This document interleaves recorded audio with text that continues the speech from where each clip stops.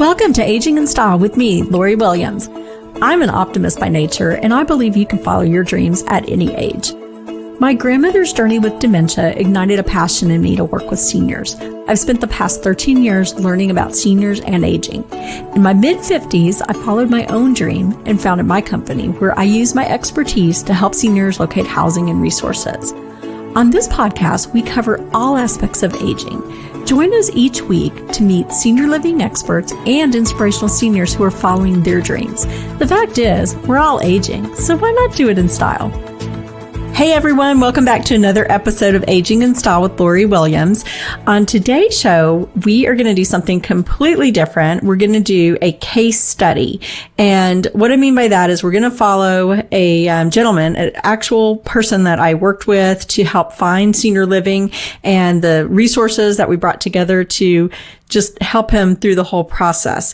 And I want to do a case study like this to kind of take everything that we've learned in all of the 29 podcasts that we've already done and just apply it to a real case situation. Because I think it's going to make a little more sense now that you've been listening along and hearing all the different resources that are out there for our seniors.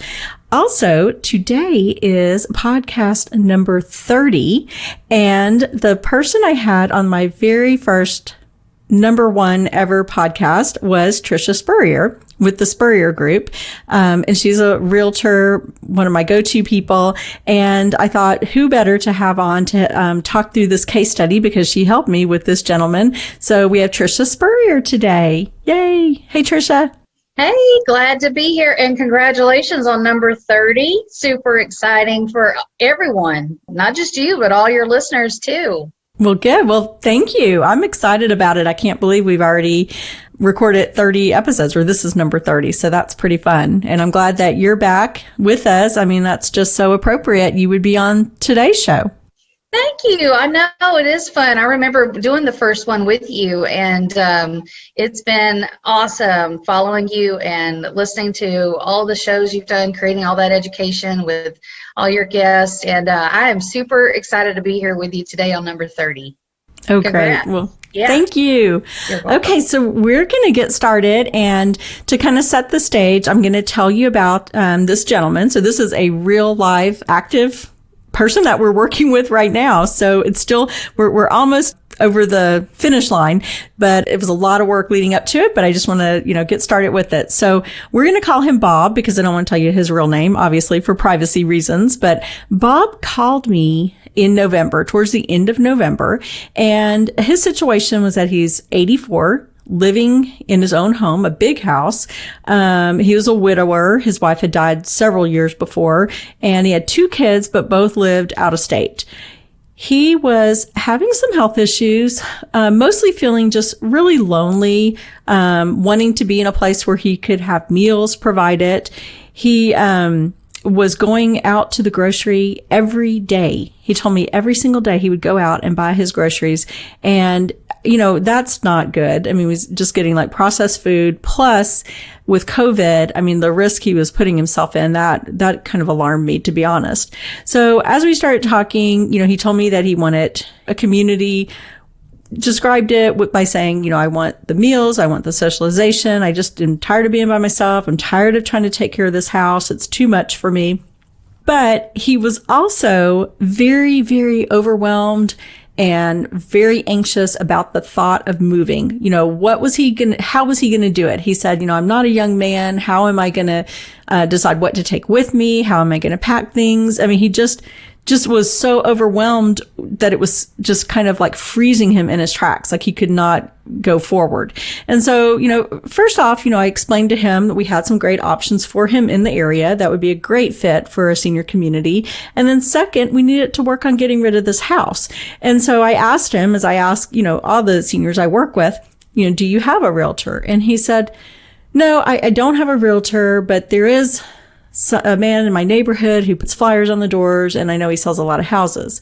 And so I said, well, okay. I said, well, for your situation, I think it makes sense to work with a realtor who that is their expertise is working with seniors. And so that's why I asked him, I said, can I put you in touch with my friend Tricia? And he said, absolutely. So that's when I called Tricia and said, Tricia, can you help us with this gentleman? And I explained the situation, and Tricia scheduled a time to meet him. So go, Tricia. Yeah. I was always happy to help folks that you're working with, Lori, and Bob was no exception. And, you mentioned he was a bit anxious and he had a lot of questions, and he really wasn't even sure that he wanted to do this right now. And as a matter of fact, he even said, I think I'll do this sometime next year. And this was end of November, I think, was it the end of November? Yeah, it was end of November. Yeah. Mm-hmm. Yeah, and so he's like, sometime next year. And so I was, at his home and sitting across from him at his dining room table. And Lori, I could hear his stomach growling. It was about 10 o'clock in the morning. And he was drinking or trying to drink one of those little meal replacement shakes, a Boost or Ensure. And it was a small little bottle, and he'd only gotten half of it down. And I could hear his tummy growling. And all I wanted to do was just make him some bacon and eggs. I just wanted to cook for him. Mm-hmm. I knew that meals were important to him because you had mentioned that to me. And it was obvious in 10 minutes because his stomach was growling. And I just immediately felt like this is somebody that we definitely needed to maybe offer a little extra assistance to, because, he really didn't have anybody to help him. I think that was part of his anxiety too. His kids love him, but they live in a couple different states, and he really was kind of alone in making all the decisions, and just worried, is he doing the right thing? Is it the right time to sell his house? Where is he going to move? Like, he didn't know what that looked like, or could he afford it? I mean, there's a lot of questions, of course, and you and I both feel, for someone in that situation. But I'm so glad that he got connected with you, because the good news is we were able to give him the information and data he needed to make the best decision for himself. And so it took a few visits, and he was, I don't want to say skeptical, because he knew he wanted to do it. And he told me a couple of times, he probably told you this too.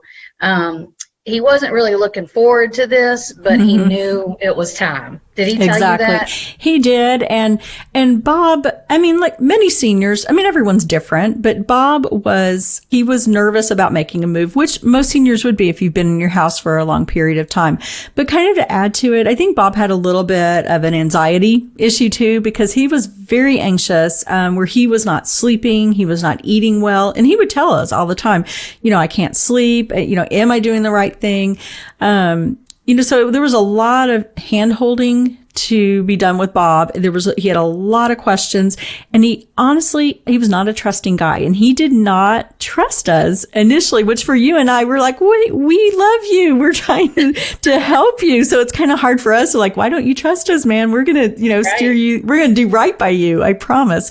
But, we had to really like step back and go slow and answer his questions, the same questions over and over again, which is another reason I do want to point this out. This is why I think it's really important for a senior to work with a realtor who has worked with seniors and has specialized in that, because there is an extra level of patience that is needed in working with seniors. And I don't say that like in a negative way. It's a good way.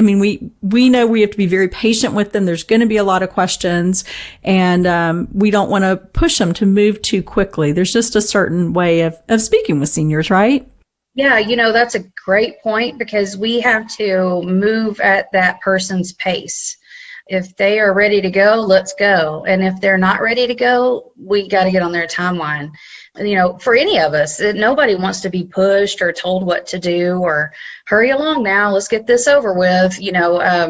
That's not what he needed. We have to go at a senior's pace. But what's interesting, I think, about pace is that while, the first week or two that you and I were both working with him, and he had some resistance and, a little bit of pushback, and we were strangers to him, right? I get it. Sure. Like you said, he didn't know us. And so in the first 2 weeks, I was like, well, I'm not going to move until sometime next year.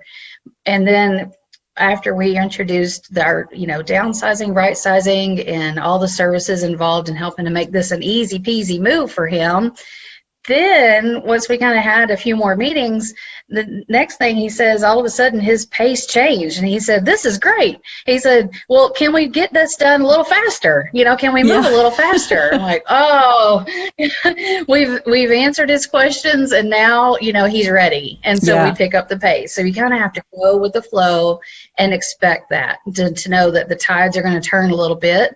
And, you've got to be flexible and patient, like you mentioned. Absolutely. And with Bob, clearly when I spoke with him, I was able to identify 2 great independent living communities that would be perfect for him. They were right in the area. They did the 3 meals. And something that was funny was, we always say this, that you don't know what you don't know. And so when he called me, he said, "Well, I think I just need a studio apartment." And I was thinking, you're coming from like a 2,700 square foot house. That's going to be really hard to go down to studio. So we, introduced him to 2 different retirement communities. He settled on one that he really liked. And so then I get a call. "You know what? I think I want to go with a 1-bedroom. So I communicate with the community. Well, he wants a 1-bedroom now. And then the next thing you know, it's a large 1-bedroom. And then finally, he went to a 2-bedroom, 2-bathroom apartment. He got the largest one they had. And I'm so glad he did. Like you said, you don't know what you don't know until you receive more data, more facts. And that's what he did in his journey. His expectation was that, number 1, he could only afford a studio. Exactly. And number 2, it's all the space he would need. And like you said, he went from a studio to a large 2-bedroom. But even when he secured the 2-bedroom floor plan, do you remember how excited he was that the floor plan came in with 2 options for him to choose from on what items to take and where they were going to place them in his new apartment? Yeah, let's kind of circle back to that, Tricia, because what kind of like following what we did was, first we secured which community he was going to go to. That was the most important. And with most seniors, they can move. The best thing is, if they can, and most can, move to their senior community first and then figure out what we're doing with the house. So he's still in his house, but he has the community. He's already secured it. So the next step that we did was Tricia brought in a mover to come and kind of just take care of those fears that he had about packing everything up.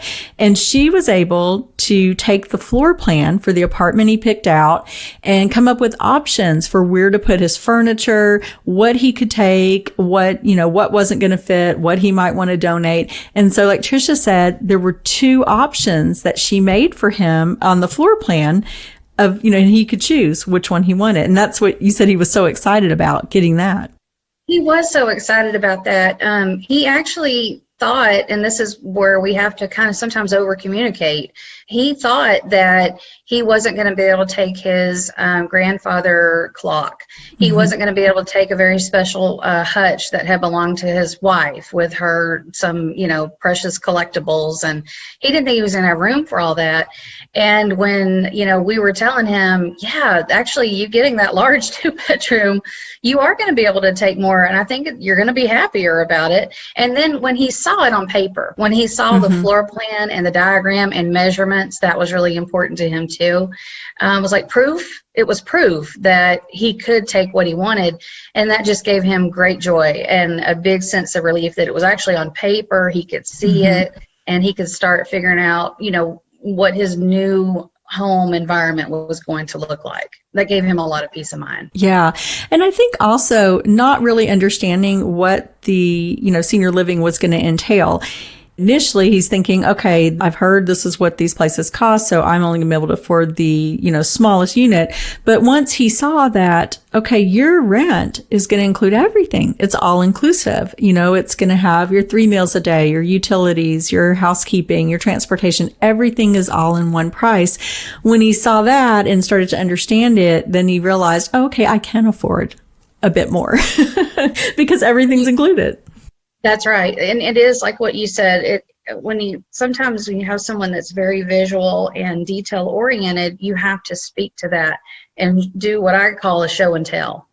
So for him, once he could see all of the services that were included in his monthly rent, then it made sense to him. And once he could see a floor plan with drawings of his furniture on there, then it made sense to him, and he could make a decision and either move forward or say no thanks.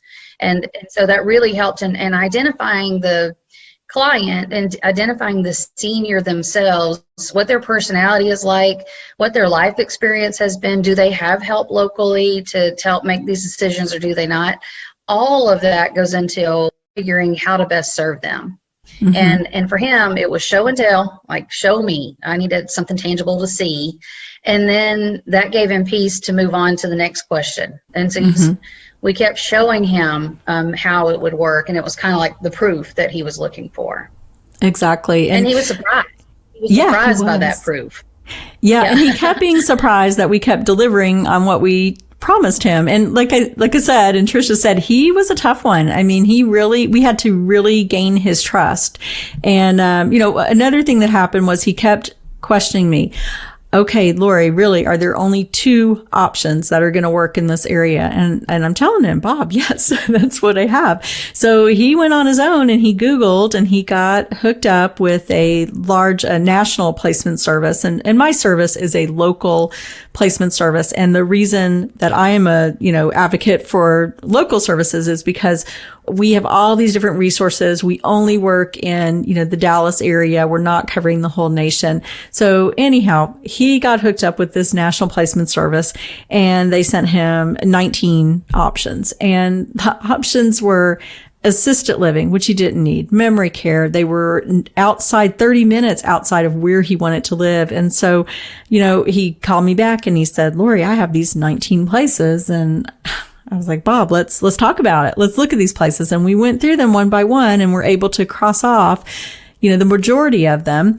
And then, of course, Bob being Bob, he went and visited a place that was in another town and he got lost. He had to literally be on the phone with the salesperson as they helped him get there. So that's not what he wanted. And, but he had to kind of learn, figure it out. And so then he finally came back to me and said, okay, you're right. And I'm going to go with the first place you told me about, because you're right. That was the right place. Yeah, all those extra visits and all those phone calls and staring at a list of what he thought were 19 options, all that did was just create more anxiety for him. So it was anxiety on top of what he was already feeling. And you just want to take that away from him. You don't want someone to feel like that. And that's why, like, with your services are so tailored for the geographic preference, the lifestyle that they're looking for, what type of services do they need, what will they might need in a couple of years. I've heard you ask that question, and then fitting their financial parameters. That local touch and a hug and love goes a long way in helping someone to feel better about the decisions that they're making. I'm like you. I just wish that he hadn't done that because, again, even if you were 3 properties, it was hard for him to drive. It was hard for him to navigate the highways. One, like you said, one property was like 30 minutes from his house. And he didn't really want to go any further than the local grocery store. I know. Much less 30 minutes on some other town, And so, if you could tailor those options, as you always do, it really alleviates a ton of stress, time, and in some cases, money too. And so, I was so glad. Unfortunately, that was part of his process. He needed to kind of feel the pain to then realize, okay, well, Lori does know what she's talking about. So let's keep moving forward. I was going to say that. I was going to say, it was just terrible that it just brought more anxiety and more, stress on this poor guy. But that was his personality. And I think he needed to do that. That needed to be part of his journey to realize he needs to trust us. We really, honestly, and I get it. He doesn't know us, but we had his best interest at heart. And I think he knows that now. So what he does. Yeah. So the community was wonderful. The retirement community where he ended up, they were wonderful. We've all worked together as a team, basically, to help Bob find the right place. Tricia came in. She set in place with the packers, the movers, the packers, the estate sale. They're going to come in and do all of that. And, so Bob actually ended up telling us he wasn't going to do this till after the first of the year. But guess what? He did it the end of December. And he's not officially moved out of his house yet, but he does already have the senior apartment. He's been going over there to have meals since the first of the year. And I believe he said he even went to a happy hour. Yeah, he did. I was talking to him last week, and he just said at the end of our conversation, he said, "Hey, guess what?" And I was like, "Oh, Bob just said, 'Hey, guess what?' to me." What? And he said, I'm going to a happy hour at my new place on Friday. And I said, "Oh man, that's so cool." And well, I talked to him the next Monday about business, and he told me, "Hey, guess what?" And I said, "Oh, what?" And he said that happy hour was a lot of fun. And so he started talking about social. He was talking about this from a social aspect, whereas, in the earlier, there was no talk of social. It was just facts, logistics, details, and data. And now he's starting to laugh about it and have fun and adding to his quality of life, which is super awesome to see for him. Yeah. I talked to, actually earlier this week, the rep at the community and asked, how's Bob doing? And they said, we love him. He asks a lot of questions. He still does. So that's just Bob. Yeah, that is. Mm-hmm. I had something he was talking about. I think I told you about this. I don't remember, but really cool that happened just yesterday about that community is that he needed to contact the HOA to get some information about listing the house. And the young person that answered the phone with the HOA, he told him what he was doing. "I'm selling my house and I need some information for listing it." And the young person said, "Well, Bob, we sure are going to miss you. Where are you going? What are you doing?" And he said, "Oh, I'm moving to a retirement community." And she said, "Well, where are you moving? Which one?" And he told her, and she said, "Well, Bob," she said, "my mother lives there." And he said, "She does?" And she said, "Yes, she does." And he said, "Well, all right. Does she like it?" And the young girl said, "My mother loves it, and she's lived there for a couple of years already. We love it." And Bob said, "Well, I'm in an apartment XYZ." And the girl said, "Oh my goodness, my mom is your neighbor. She's 2 doors down from you." And so, he got confirmation out of just random phone call. And he's like, "Boy, everything is coming along." I've the last couple of weeks, that's what I hear him say so much is everything's coming along and things are happening the way you said they were going to happen. And like you said, Lori, he's surprised. And you and I are like, yeah, that's what we That's said. right. That's what we do. That's what we told you. But he is. Well, and I love that. What a wonderful coincidence that his neighbor is this lady's mother. That's amazing. Yeah. Yeah. And he really loved the fact that someone looking for the services is happy. He said it's one thing for a sales and marketing person of a property to give you all the bells and whistles. That's their job, is to tell you how they can serve you.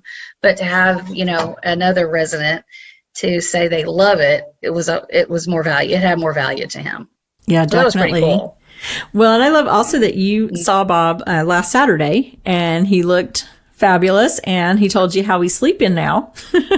Yes, I saw him Saturday, and I mentioned to you the first time that I saw Bob, I guess that was the last week of November. And, he was a little bit, he seemed really tired, a little disheveled. And I told you, his little belly was just growling, right? And so he's been going over to the property and having meals there and happy hour and socializing with others. So that's been an improvement in his life right away. And he told me when I saw him Saturday, I said, "Bob, you just look so awesome. You look 10 years younger, than just say 4 weeks ago. What's your secret? What are you doing?" I said, "Well, Tricia," he said, "yeah, I'm sleeping. Sleeping is one thing, and I'm sleeping without medication." So all these activity that he's been doing, these decisions he's making, him peace of mind. And he's so excited and looking forward to his new lifestyle, whereas just say 1 month ago, it was pure dread for him. Mm-hmm. And it's just amazing how he looked like he was expecting company.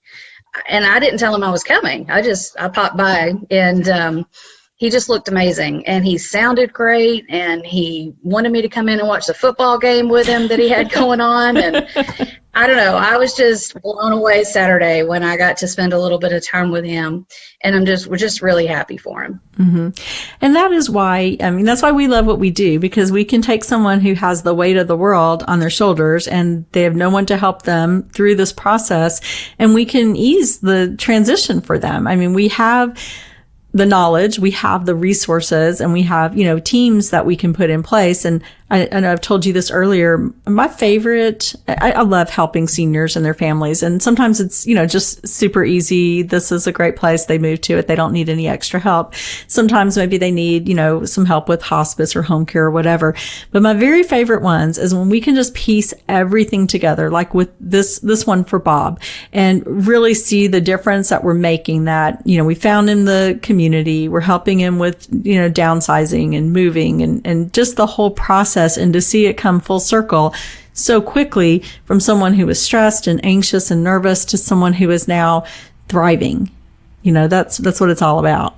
It really is. And he's so ready now that he wants us to hurry up all the other processes that's still to come. Right? He's like, okay, I'm ready. So can you move up the estate sale? Can you move up the packing and the moving? And I'm ready. Let's do it. And again, not everybody has as much fear and as much anxiety as he does, but I promise you, most people have some amount of fear of the unknown, right? So in human beings in general, this isn't just about seniors, but human beings in general, we kind of stop in our tracks. So we have the fear of the unknown, and we don't move forward because we don't know what we don't know. But I always admire people who are fearful yet continue to collect data and information and seek out answers to their questions. Once you have information, that's knowledge is power, and that's exactly what he did. He fought through it, right? Like the normal issues that we see, but his were amplified in his mind, and he still moved forward. He kept moving forward, and all of a sudden, overnight, he is thrilled with his life. So I always admire someone that can continue, even though keep asking questions. And that's what I would encourage people to do, is just ask questions and then make the best decision for yourself. It may not be time for you right now. Maybe it's 2 months, maybe it's 6 months, maybe it's 6 years, who knows? But get the info today, do your homework now, so that when you are ready to make your move, you have some knowledge behind you, and you're not having to go into it just an expert overnight. Get it now, right? And see what it's all about, so that when you're ready, you're just, you're going to be ready.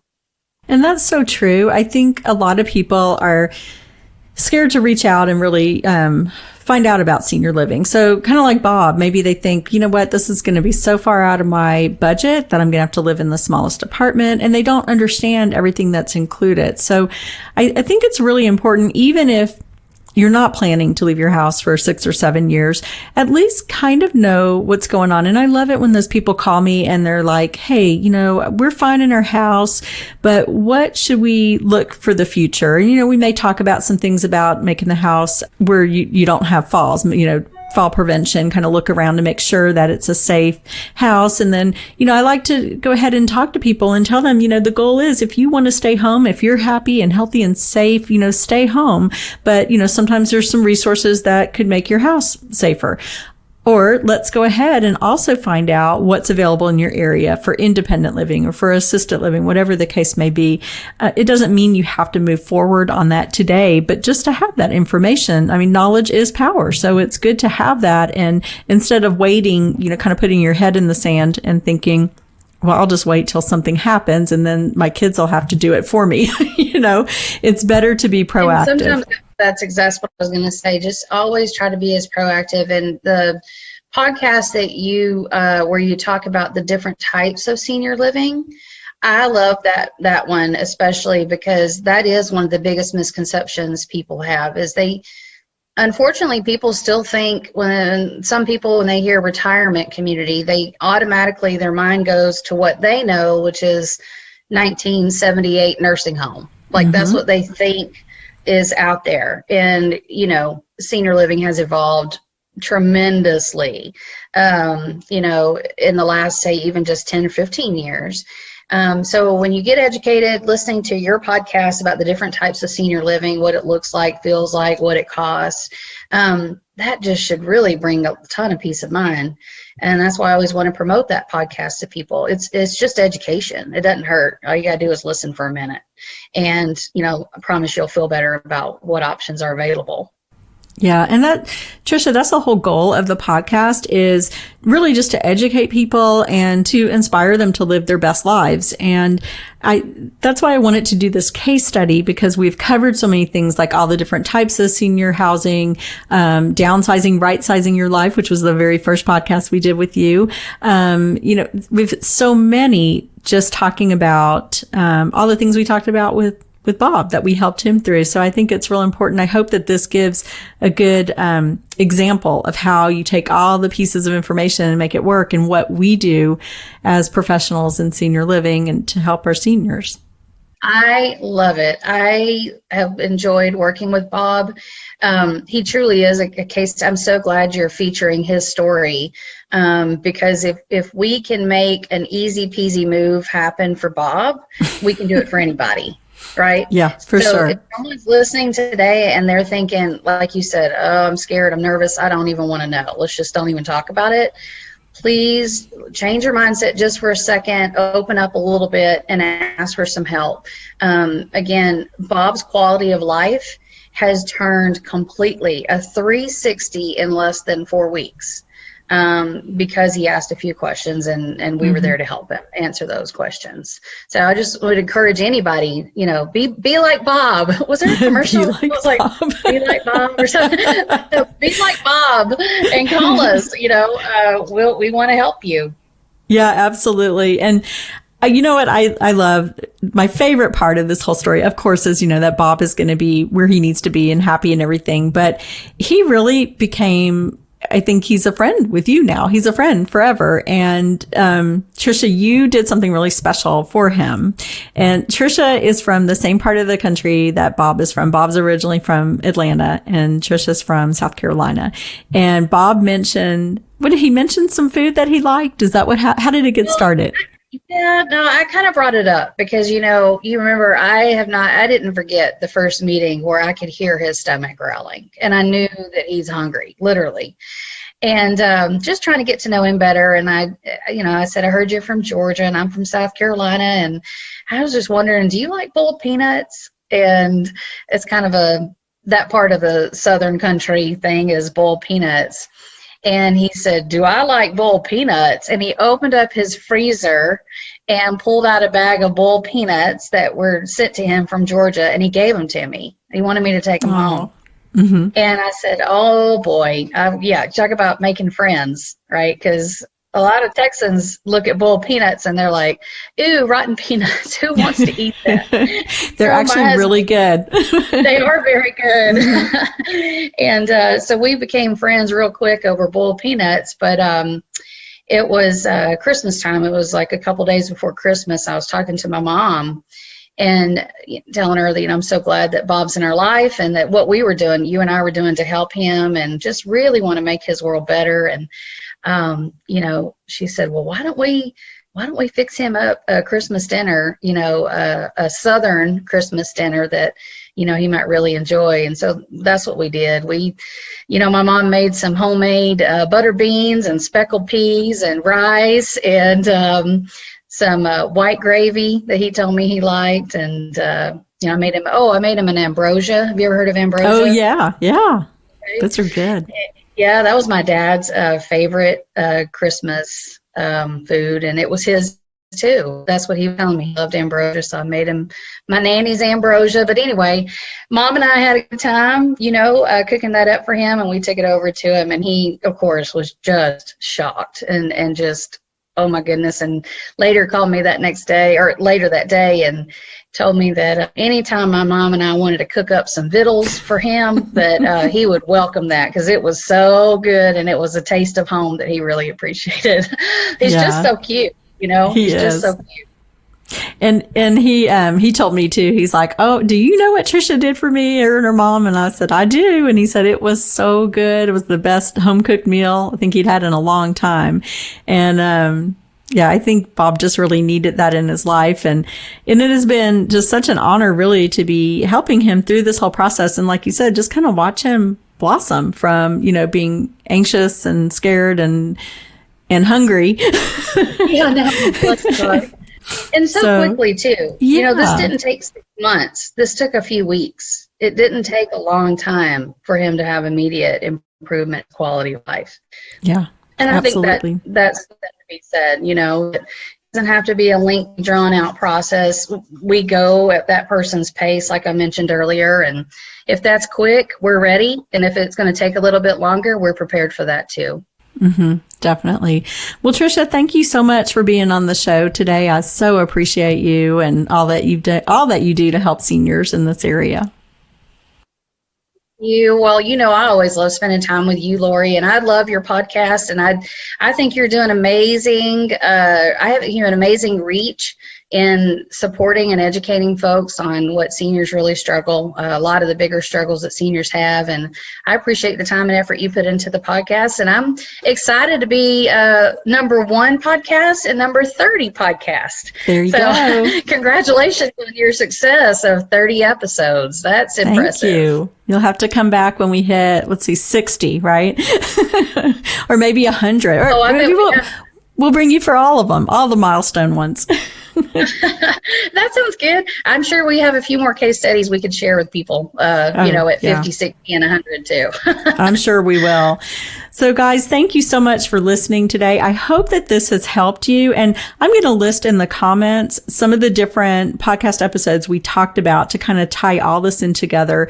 And that way you can go back and listen to them and educate yourself on that. And as always, if you have questions, if you want more information, we have all kinds of information listed on the website. You can always reach out to me as well. And the website is loriwilliams-seniorservices.com. And just let me know if you have questions, and please share this information, the podcast, my website, share with your friends and your family and your neighbors and anyone that may need some help. Thanks so much, and we'll talk to you next time.